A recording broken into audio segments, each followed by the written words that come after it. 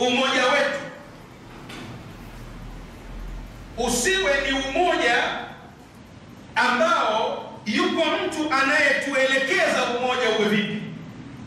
Umoja wetu utokee kwenye historia yetu kama Watanzania tulikuwa vipi. Naomba nirudie hapa.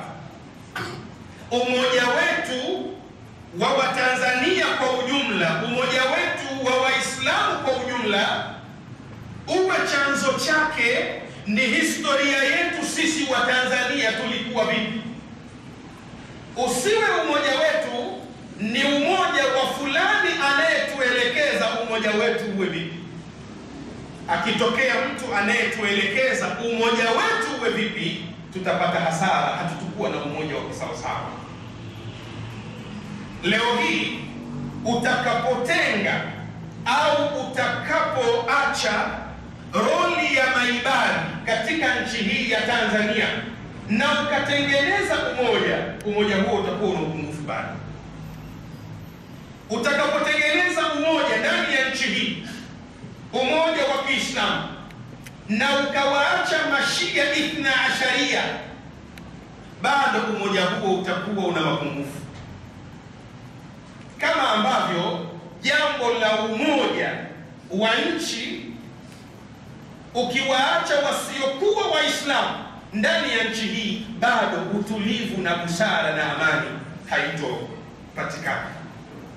Mwisho, napenda nimalizie kwa kuangalia yaliyoko leo Mashariki ya Kati, yanayoendelea duniani.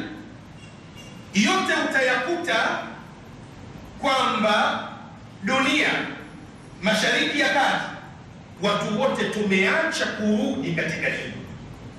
Kwa ibara nyingine, dini ya Mungu imeachwa. Kwa sababu ya kuachwa dini ya Mungu, ndiyo haya matatizo makubwa ya umoja na maelewano kati ya Waislamu wenyewe kwa wenyewe na kati ya Waislamu na wasiokuwa Waislamu, na matatizo mengi yanayowakumba Waislamu leo hii duniani na Mashariki ya Kati, ni kwa sababu watu hawajarudi katika dini.